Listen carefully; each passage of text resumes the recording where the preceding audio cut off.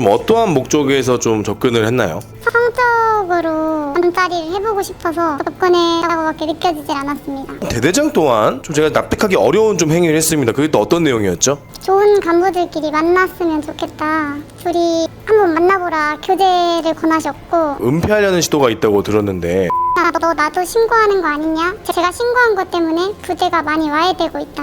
사단 분단 지휘관들한테 연락이 와서 내가 할 말이 없다.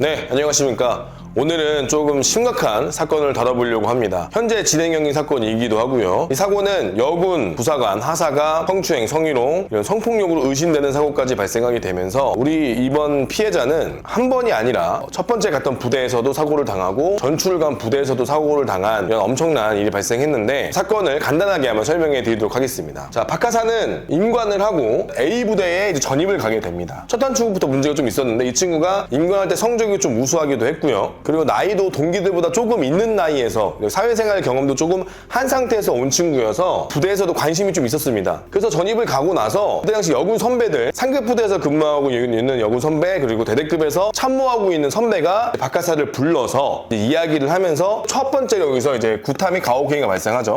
이때 이제 술자리에서 모욕적인 언사와 이제 뭔가 신체적인 부분을 터치하는 과정에서 구타가 발생을 했고, 이것은 이중사가, 이것도 가명입니다. 이중사라는 놈이 나타나서 이때부터 박하사와의 이제 악연이 시작되기 시작합니다.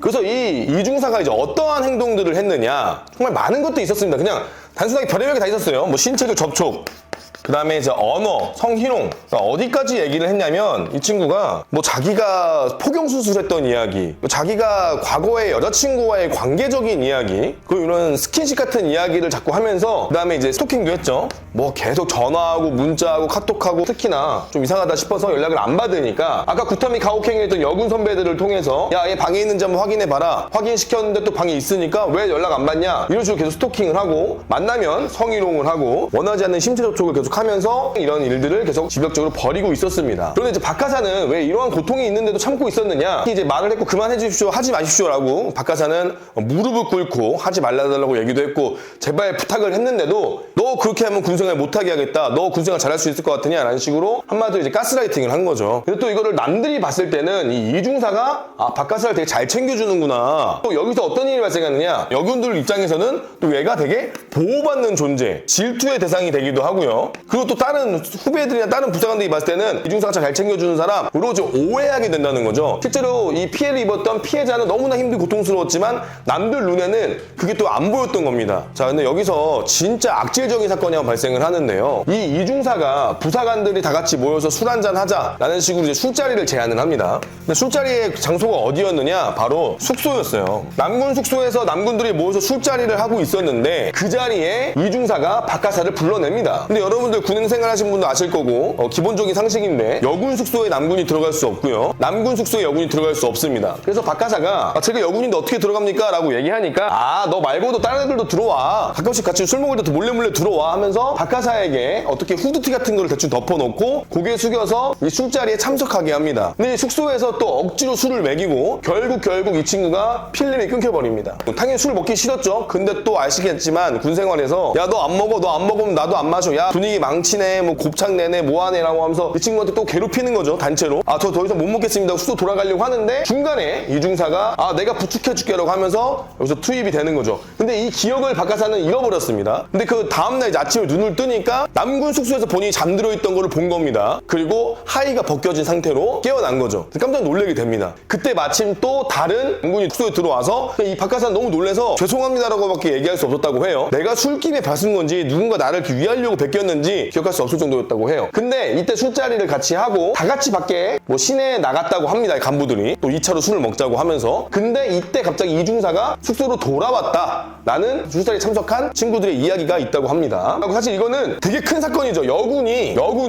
술자리를 강제로 참석을 시키고, 이거 자체만으로도 징계입니다. 물론 이 앞에 있는 것도 모두 다 징계 처리가 되겠지만 이 자체만으로도 징계고, 참석하게 한 사람, 이 술자리를 주관한 사람도 징계를 먹고요, 심지어 억지로 술을 먹여서 이건 사실 경찰에 신고를 하고 신고하고 성폭력 조사를 받아야 될 정도로 정말 큰 사건인데 이때 왜 신고하지 못했느냐 가장 큰 의문이죠. 그러면 왜 신고 안 했어? 이 모든 일들이 본인이 봐서 한 달도 안 된 채 벌어진 일입니다. 내가 군인이 되겠다고 다 마음가짐을 하고 야전에 전투복을 입고 부푼 가슴으로 야전에 온 지 한 달도 안 된 채에 이런 수많은 일들이 벌어진 거죠. 만약에 지금 와서 돌아간다면 당연히 신고라고 하겠지만 이때 당시에 이 본인은 이거를 누군가에게 얘기할 수 없었던 상황인 겁니다. 자, 이러다 보니까 박하사는 A 부대에서 점점 고립될 수밖에 없는 거죠. 그 사건이 있고 난 뒤에 박하사는 이중사에게 이야기를 합니다. 어저께 무슨 일이 있었느냐라고 이야기를 하니 근데 이중사는 이렇게 얘기했다고 합니다. 어젯밤에 너 귀여웠어. 우리만의 비밀을 알자. 라는 의미심장한 이야기를 남겼다고 합니다. 자, 그리고 나서 더 큰 사건이 발생하게 되는데 이중사가 박하사에게 이제 고백을 하게 됩니다. 나랑 사귀자 라고 고백을 하게 되는데 여기서 박하사가 당연히 이제 거절을 하죠. 자, 거절을 하자 그는 더욱더 심한 괴롭힘이 시작됩니다. 매일매일 술자리를 강요해서 부른다거나 나와라 어디냐. 그래서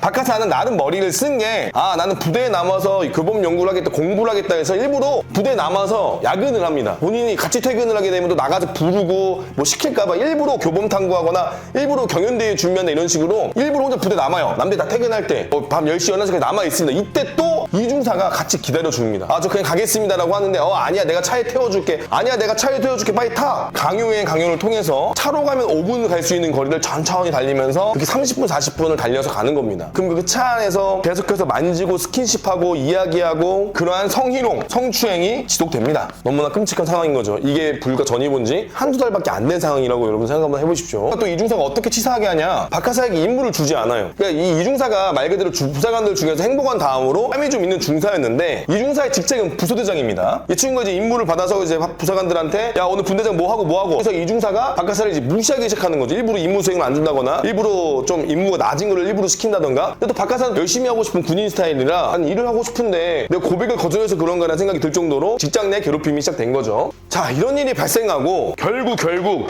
너무너무 스트레스를 받던 박하사는 임무 수행 중에 부대에서 졸도를 합니다. 스트레스로 인해서. 그러다 보니까 누군가가 구원의 손길을 내미릅니다. 바로 이제 이 부소대장 말고 옆에 있던 1부소대장 김중사가 가명입니다. 여러분들 그냥 제가 생각난 대로 하는 거예요. 박하사에게 손을 내밉니다. 야 혹시 무슨 일이 있니? 마침 다행히도 1부소대장의 이제 와이프 가족이 이 문제점에 대해서 들어주고 문제가 있다. 이거는 지금 심각한 상황이다 라면서 박하사를 부부가 같이 면담하게 됩니다. 이러면서 이러한 이중사의 추악함과 아까 초반에 나왔던 여군들의 가혹행위가 알려지게 된 거죠. 이래서 지휘관에게 지휘 보고가 들어가게 되는데 야 이거는 우리끼리 넘어갈 게 아니다. 대대장님께 지휘 보고를 하자. 그런데 대대장이 갑자기 여기서 상급 부대에 보고하지 말자고 합니다. 신고하지 말자고 합니다. 야 꼭 그렇게 해야겠냐? 그냥 우리끼리 해결할 수 있지 않을까? 근데 대대장은 왜 그랬을까? 말이 안 되지 않습니까? 지금 성추행 성희롱이 발생하고 부대 안에서 여군이 남군 숙소에 불러서 술을 먹이게 하고 지금 엄청난 사고가 발생했고 심지어 여군들로 하여금 구타미 가혹행위가 벌어졌음에도 불구하고 대대장은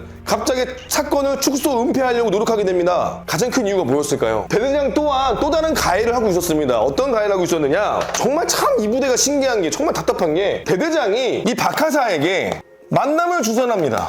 무슨 말이냐? 박하사는 원하지 않았어요. 거절을 했습니다만 대대장은 갑자기 부대 인사과장을 소개시켜줍니다. 인사과장을 소개시켜준 까지 오케이 좋습니다. 야 인사과장 만나봐라. 참 좋은 친구다. 둘이 인연이 됐으면 좋겠다. 오케이 여기까지 제가 이해를 하겠는데 둘이서 강제로 식당을 예약해서 둘의 소개팅 자리를 만들어줍니다. 야 둘이 가서 거기서 밥 먹고 와. 둘이서 만나봐. 자 한 번은 제가 이해를 하겠습니다. 한 번은. 근데 그게 다음에 또 훈련 나가서 야 박하사 너 여기 앉아. 인사과장이랑 마주보고 밥 먹어. 2번. 야 둘이 만나봐. 3번. 4번. 대대장은 어디서 자기가 옛날에 누구를 만나게 해줘서 결혼을 했다. 군인 부부가 참 좋다. 어떻게 그런 게 있어요? 갑자기 이 둘을 엮어주려고 노력을 합니다. 근데 박하사는 계속 거절을 했어요. 원하지도 않는데 부대에서 자꾸 인사과장을 만나면서 인사과장이 심지어 박하사한테 미안하다 그랬어요. 죄송합니다. 제가 대신 죄송합니다 하면서. 얘는 장교니까. 그러니까 이런 상황에서 대대장이 이런 보고를 받게 되니 부사 들어가면 나도 좆되겠다 싶은 거죠. 또 이게 보고가 되면 본인이 당연히 지휘관 부담이 되겠죠? 이러니까 갑자기 여기서 은폐를 시도합니다. 대대장이. 여기 또 이걸 이중사가 또 알게 돼요. 당연히 이중사를 불렀겠죠. 자, 이중사가 또 술 먹고 그날 막 카톡하고 찾아오고 난리가 또 납니다. 그때 정말 무서웠다 그래요. 근데 또 이제 어떤 사건이 발생하고 있냐? 박하사가 경연대회를 준비하면서 간부 휴게실에서 남군 1명이 자고 있었고 여군 2명이 들어가서 여기 우리도 쉬어야 되는데 공간이 비좁으니 같이 좀 누워서 쉽시다 하고 잠깐 누워서 쉬었습니다. 같이. 남군 1명이 쉬고 있는 공간에 여군 2명이 쉬고 있는 거죠. 그러다 여군 1명이 잠깐 나갔고 박하사는 계속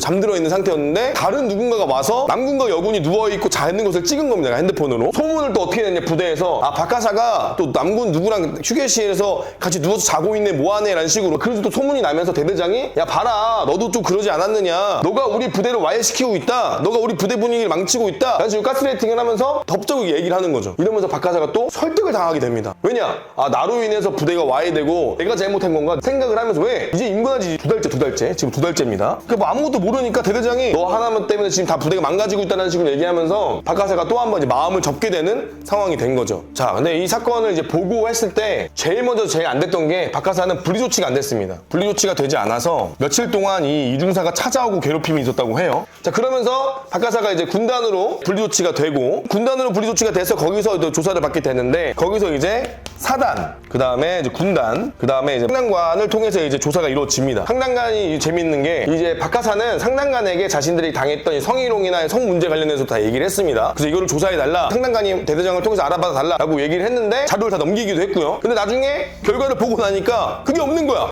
그거 빼고 괴롭힘만 남아있는 거야. 성희롱하고 나 괴롭힌 거 왜 없냐라고 얘기했더니만 상당관이 그것은 빗물에 유실됐습니다 라는 말도 안 되는 핑계를 댔다고 합니다. 자, 여기서 한번 실망하게 되고, 자, 사단 감찰에서는 뭐라고 얘기했느냐, 야 너 군생활 계속 할 거 아니야? 야 이런 거 다 따지면 군생활 못한다? 라는 식으로 가스라이팅 하게 되고, 그리고 지금 조사가 아까 말했듯이 성이 빠진 거예요. 성군기 관련된 건 빠지고 괴롭힘만 지금 남아있는 상황입니다. 그러니까 이제 여군들이 아까 때렸다고 해서 구타미 가혹행 했다고 했잖아요. 근데 군 검사가 뭐라고 이제 박하사한테 얘기를 하느냐, 그 합의금 빵빵하게 제시했는데 그냥 합의 안 하실 거예요? 라고 또 조롱하게 됩니다. 정말 이 박하사는 하사의 입장에서, 군의 가장 낮은 계급 하사의 입장에서 상당관에게 배신당하고 사단에게 이런 말도 안 되는 얘기를 듣고 군 검사에게 이런 말도 안 되는 문자를 받으면서 본인 스스로 여기서 해결할 수가 없구나, 여기서 내가 내 목소리를 낼 수 없구나 라는 심각한 좌절에 빠지게 됩니다. 게다가 아까 처음에 나왔던 본인을 도와줬던 이제 1부소대장, 그러니까 내가 진짜 김중사라 그랬죠? 김중사가 자기가 군단으로 파견을 와서 근무 중에 이 김중사가 왕따를 당하고 따돌림을 당하고 괴롭힘을 당하는 것을 보게 되면서 나를 도와줬던 사람이 나 때문에 피해를 보는구나, 나를 도와준 사람들이 아무도 없구나, 다 나한테 기만하고 거짓말하고 숨기려고 하는 사람들 천지구나 라는 생각이 들면서 박하사는 군단에서 안 좋은 선택을 시도합니다. 군 감찰 수사관이 따로 전화가 왔어서 너 전출 가기로 돼 있는 거 아니냐, 이렇게 일일이 다 짚고 넘어가면 군생활 못한다, 군생활 계속 할 거면 합의하는 게 좋지 않겠냐. 그럼에도 합의를 하고 싶지 않아서 계속 버티고 있었는데, 조사를 하고 있던 군 검사마저 땡땡땡 하사님 합의금 짱짱하게 주시는데 합의 안 하십니까?